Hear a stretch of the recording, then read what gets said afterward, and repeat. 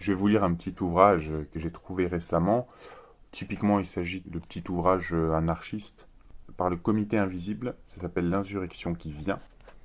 Date de 2007. Je vais vous lire le quatrième de couverture. Rien ne manque au triomphe de la civilisation. Ni la terreur politique, ni la misère affective, ni la stérilité universelle. Le désert ne peut plus croître, il est partout. Mais il peut encore s'approfondir. Devant l'évidence de la catastrophe, il y a ceux qui s'indignent et ceux qui prennent acte, ceux qui dénoncent et ceux qui s'organisent. Le comité invisible est du côté de ceux qui s'organisent. Sous quelque angle qu'on le prenne, le présent est sans issue. Ce n'est pas la moindre de ses vertus.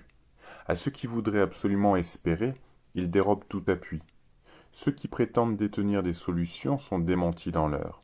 C'est une chose entendue que tout ne peut aller que de mal en pis. Le futur n'a plus d'avenir, et la sagesse d'une époque qui en est arrivée, sous ses airs d'extrême normalité, au niveau de conscience des premiers punks. La sphère de la représentation politique se clôt. De gauche à droite, c'est le même néant qui prend des poses de Cador ou des airs de Vierge, les mêmes têtes de gondole qui échangent leurs discours d'après les dernières trouvailles du service communication. Ceux qui votent encore donnent l'impression de n'avoir plus d'autre intention que de faire sauter les urnes à force de voter en pure protestation.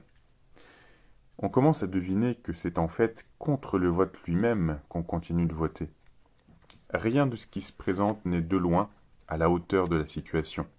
Dans son silence même, la population semble infiniment plus adulte que tous les pantins qui se chamaillent pour la gouverner.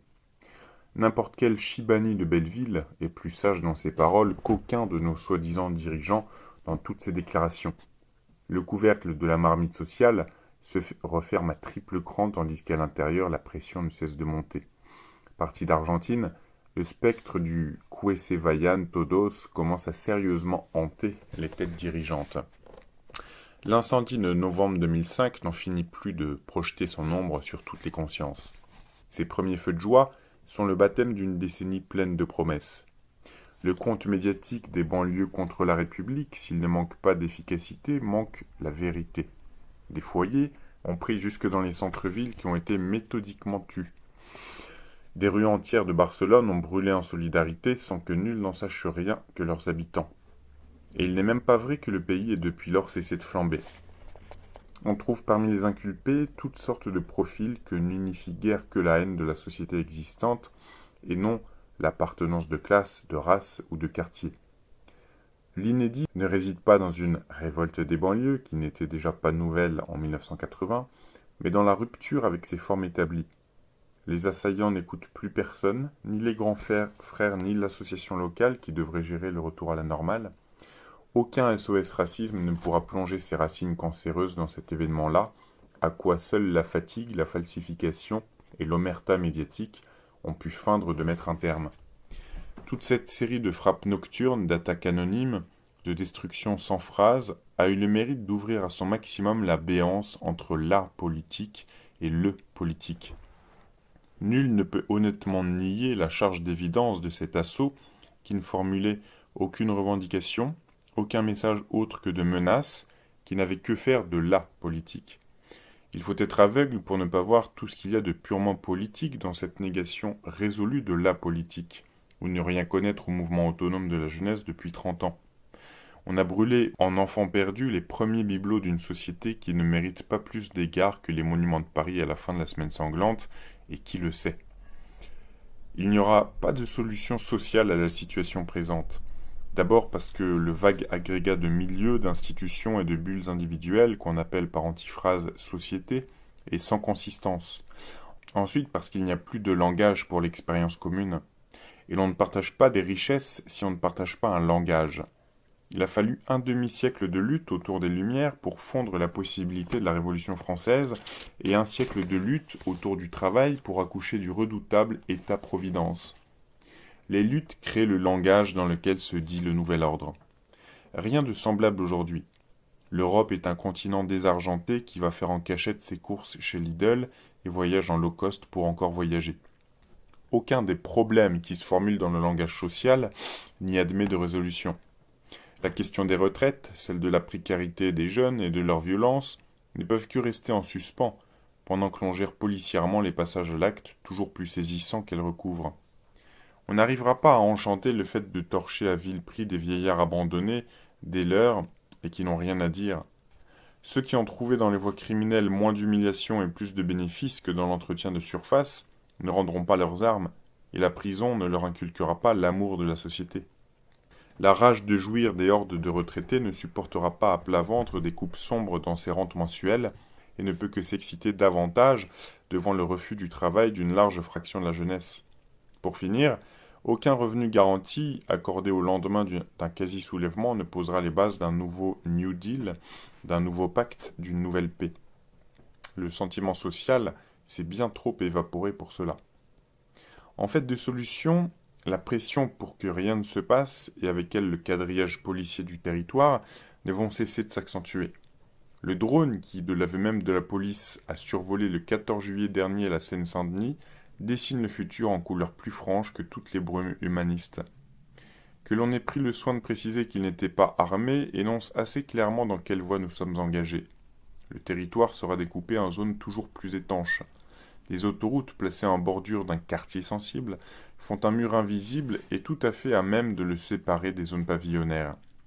Quoi qu'en pensent les bonnes âmes républicaines, la gestion des quartiers, par communauté entre guillemets, est de notoriété la plus opérante. Les portions purement métropolitaines du territoire, les principaux centres-villes, mèneront dans une déconstruction toujours plus retorse, toujours plus sophistiquée, toujours plus éclatante, leur vie luxueuse. Elles éclaireront toute la planète de leur lumière de bordel, pendant que les patrouilles de la BAC, de compagnies de sécurité, bref, les milices, se multiplieront à l'infini, tout en bénéficiant d'une couverture judiciaire toujours plus impudente. L'impasse du présent, partout perceptible et partout déniée. Jamais tant de psychologues, de sociologues et de littérateurs n'y seront employés, chacun dans son jargon spécial où la conclusion est spécialement manquante. Il suffit d'entendre les chants de l'époque, les bluettes de la nouvelle chanson française, où la petite bourgeoisie dissèque ses états d'âme et les déclarations de guerre de la mafia Cafri, pour savoir qu'une coexistence cessera bientôt, qu'une décision est proche. Ce livre est signé d'un nom de collectif imaginaire. Ses rédacteurs n'en sont pas les auteurs. Ils se sont contentés de mettre un peu d'ordre dans les lieux communs de l'époque, dans ce qui se murmure aux tables des bars, derrière la porte close des chambres à coucher. Ils n'ont fait que fixer les vérités nécessaires, celles dont le refoulement universel remplit les hôpitaux psychiatriques et les regards de peine. Ils se sont fait les scribes de la situation. S'ils privilègent des circonstances radicales que la justesse y mène en bonne logique à la révolution. Il suffit de dire ce que l'on a sous les yeux et de ne pas éluder la conclusion. Premier cercle, I am what I am. I am what I am, c'est la dernière offrande du marketing au monde, le stade ultime de l'évolution publicitaire, en avant, tellement en avant de toutes les exhortations à être différent, à être soi-même et à boire Pepsi. Des décennies de concepts pour en arriver là, à la pure tautologie. Je égale je. Il court sur un tapis roulant devant le miroir de son club de gym. Elle revient du boulot au volant de sa Smart. Vont-ils se rencontrer? Je suis ce que je suis. Mon corps m'appartient. Je suis moi, toi t'es toi, et ça va mal. Personnalisation de masse. Individualisation de toutes les conditions, de vie, de travail, de malheur. Schizophrénie diffuse. Dépression rampante. Atomisation en fines particules paranoïaques. Hystérisation du contact. Plus je veux être moi, plus j'ai le sentiment d'un vide. Plus je m'exprime, plus je me taris. Plus je me cours après, plus je suis fatigué. Je tiens, tu tiens, nous tenons, notre moi comme un guichet fastidieux. Nous sommes devenus les représentants de nous-mêmes, cet étrange commerce, les garants d'une personnalisation qui a tout l'air à la fin d'une amputation. Nous assurons jusqu'à la ruine avec une maladresse plus ou moins déguisée. En attendant, je gère. La quête de soi, mon blog, mon appart, les dernières conneries à la mode, les histoires de couple, de cul, ce qu'il faut de prothèses pour faire tenir un moi. Si la société n'était pas devenue cette abstraction définitive, elle désignerait l'ensemble des béquilles existentielles que l'on me tend pour me permettre de me traîner encore, l'ensemble des dépendances que j'ai contractées pour prix de mon identité. Le handicapé est le modèle de la citoyenneté qui vient. Ce n'est pas sans prémonition que les associations qui l'exploitent revendiquent à présent pour lui le revenu d'existence. L'injonction partout à être quelqu'un entretient l'état pathologique qui rend cette société nécessaire. L'injonction à être fort produit la faiblesse par quoi elle se maintient, à tel point que tout semble prendre un aspect thérapeutique, même travailler, même aimer. Tous les ça va qui s'échangent en une journée font songer à autant de prises de température que s'administrent les uns aux autres une société de patients. La sociabilité est maintenant faite de 1000 petites niches, de 1000 petits refuges où l'on se tient chaud, où c'est toujours mieux que le grand froid dehors, où tout est faux car tout n'est que prétexte à se réchauffer, où rien ne peut advenir parce qu'on y est sourdement occupé à grelotter ensemble. Cette société ne tiendra bientôt plus que par la tension de tous les atomes sociaux vers une illusoire guérison. C'est une centrale qui tire son turbinage d'une gigantesque retenue de larmes, toujours au bord de se déverser. Ayam Watayam. Jamais domination n'avait trouvé mot d'ordre plus insoupçonnable. Le maintien du moi dans un état de demi-délabrement permanent, dans une demi-défaillance chronique, est le secret le mieux gardé de l'ordre des choses actuelles. Le moi faible, déprimé, autocritique, virtuel, est par essence ce sujet indéfiniment adaptable que requiert une production fondée sur l'innovation, l'obsolescence accélérée des technologies, le bouleversement constant des normes sociales, la flexibilité est généralisée. Il est à la fois le consommateur le plus vorace et paradoxalement le moi le plus productif, celui qui se jettera avec le plus d'énergie et d'avidité sur le moindre projet pour revenir plus tard à son état larvaire d'origine. Ce que je suis, alors, traversé depuis l'enfance de flux de lait, d'odeurs, d'histoires, de sons, d'affections, de comptines, de substances, de gestes, d'idées, d'impressions, de regards, de chants et de bouffe. Ce que je suis, lié de toutes parts à des lieux, des souffrances, des ancêtres, des amis, des amours, des événements, des langues, des souvenirs, à toutes sortes de choses qui, de toute évidence, ne sont pas moi. Tout ce qui m'attache au monde, tous les liens qui me constituent, toutes les forces qui me peuplent, ne tissent pas une identité, comme on m'incite à la brandir, mais une existence singulière, commune, vivante, et d'où émerge par endroits, par moments, cet être qui dit « je ». Notre sentiment d'inconsistance n'est que l'effet de cette bête croyance dans la permanence du moi et du peu de soin que nous accordons à ce qui nous fait. Il y a un vertige à voir ainsi trôner sur un gratte-ciel de Shanghai le Hayam Watayam de Reebok. L'Occident avance partout, comme son cheval de 3 favoris, cette tuante antinomie entre le moi et le monde, l'individu et le groupe, entre attachement et liberté. La liberté n'est pas le geste de se défaire de nos attachements, mais la capacité pratique à opérer sur eux, à s'y mouvoir, à les établir ou à les trancher. La famille n'existe comme famille, c'est-à-dire comme enfer, que pour celui qui a renoncé à en altérer les mécanismes débilitants ou ne sait comment faire. La liberté de s'arracher a toujours été le fantôme de la liberté. On ne se débarrasse pas de ce qui nous entrave sans perdre dans le même temps ce sur quoi nos forces pourraient s'exercer. Ayam Watayam donc, non un simple mensonge, une simple campagne de publicité, mais une campagne militaire, un cri de guerre dirigé contre tout ce qu'il y a entre les êtres, contre tout ce qui circule indistinctement, tout ce qui les lie invisiblement, tout ce qui fait obstacle à la parfaite désolation, contre tout ce qui fait que nous existons et que le monde n'a pas partout l'aspect d'une autoroute, d'un parc d'attractions ou d'une ville nouvelle. Ennui pur, sans passion et bien ordonné, espace vide, glacé, où ne transitent plus que des corps immatriculés, des molécules automobiles et des marchandises idéales. La France n'est pas la patrie des anxiolytiques, le paradis des antidépresseurs, la Mecque de la névrose, sans être simultanément le champion européen de la productivité horaire. La maladie, la fatigue, la dépression peuvent être prises comme les symptômes individuels de ce dont il faut guérir. Elle travaille alors au maintien de l'ordre existant, à mon ajustement docile à des normes débiles, à la modernisation de mes béquilles. Elle recouvre la sélection en moi des penchants opportuns, conformes, productifs, et de ceux dont il va falloir faire gentiment le deuil. Il faut savoir changer, tu sais. Mes prises comme fait, mes défaillances peuvent aussi m'amener au démantèlement de l'hypothèse du moi. Elles deviennent alors actes de résistance dans la guerre en cours. Elles deviennent rébellion et centre d'énergie contre tout ce qui conspire à nous normaliser, à nous amputer. Le moi n'est pas ce qui chez nous est en crise, mais la forme que l'on cherche à nous imprimer. On veut faire de nous des moi bien délimités, bien séparés, classables et recensables par qualité, bref, contrôlables, quand nous sommes créatures parmi les créatures, singularité parmi nos semblables, chair vivante, tissant la chair du monde. Contrairement à ce qu'on nous répète depuis l'enfance, l'intelligence, ce n'est pas de savoir s'adapter, ou si c'est une intelligence, c'est celle des esclaves. Notre inadaptation, notre fatigue ne sont des problèmes que du point de vue de ce qui veut nous soumettre. Elles indiquent plutôt un point de départ, un point de jonction pour des complicités inédites. Elles font voir un paysage autrement plus délabré, mais infiniment plus partageable que toutes les fantasmagories que cette société entretient sur son compte. Nous ne sommes pas déprimés, nous sommes en grève. Pour qui refuse de se gérer, la dépression n'est pas un état, mais un passage, un au revoir, un pas de côté vers une désaffiliation politique. À partir de là, il n'y a pas de conciliation autre que médicamenteuse et policière. C'est bien pour cela que cette société ne craint pas d'imposer la ritaline à ses enfants trop vivants, tresse à tout va des longes de dépendance pharmaceutique et prétend détecter dès 3 ans les troubles du comportement. Parce que c'est l'hypothèse du moi qui partout se fissure. Deuxième cercle, le divertissement est un besoin vital. Un gouvernement qui déclare l'état d'urgence contre des gamins de 15 ans. Un pays qui met son salut entre les mains d'une équipe de footballeurs.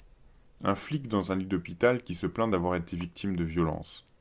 Un préfet qui prend un arrêté contre ceux qui se construisent des cabanes dans les arbres. 2 enfants de 10 ans à Chelles inculpés pour l'incendie d'une ludothèque.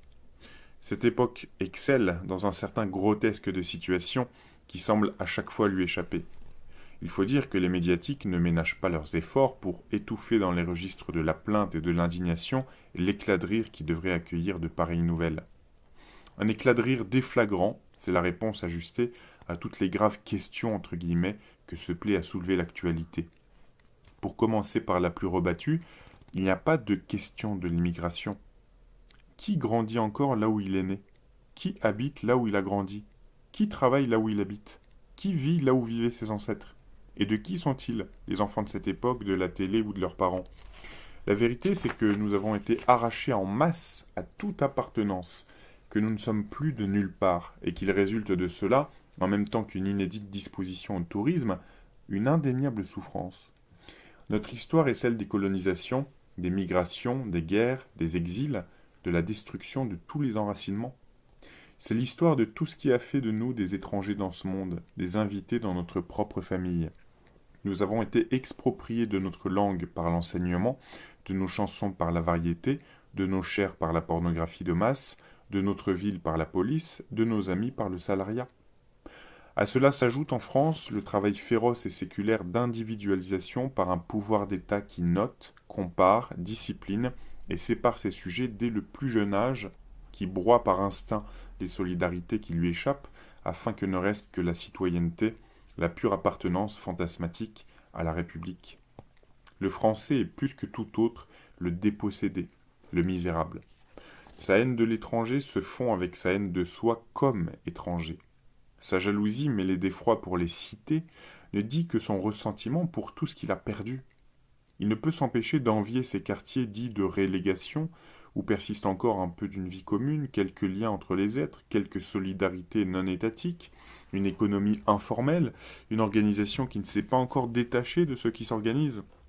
Nous en sommes arrivés à ce point de privation où la seule façon de se sentir français est de pester contre les immigrés, contre ceux qui sont plus visiblement des étrangers comme moi.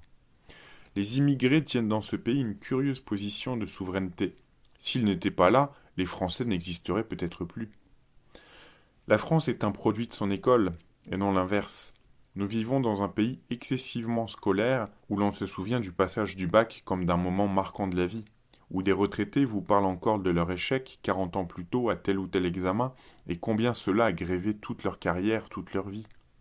L'école de la République a formé depuis un siècle et demi un type de subjectivité étatisée, reconnaissable entre toutes. Des gens qui acceptent la sélection et la compétition à condition que les chances soient égales, qui attendent de la vie que chacun y soit récompensé comme dans un concours selon son mérite, qui demandent toujours la permission avant de prendre, qui respectent muettement la culture, les règlements et les premiers de la classe. Même leur attachement à leurs grands intellectuels critiques et leur rejet du capitalisme sont empreints de cet amour de l'école. C'est cette construction étatique des subjectivités qui s'effondre chaque jour un peu plus avec la décadence de l'institution scolaire. La réapparition depuis 20 ans de l'école et de la culture de la rue en concurrence de l'école de la République et de sa culture en carton est le plus profond traumatisme que subit actuellement l'universalisme français. Sur ce point, la droite la plus extrême se réconcilie par avance avec la gauche la plus virulente. Le seul nom de Jules Ferry, ministre de Thiers durant l'écrasement de la Commune, et théoricien de la colonisation, devrait pourtant suffire à nous rendre suspecte cette institution.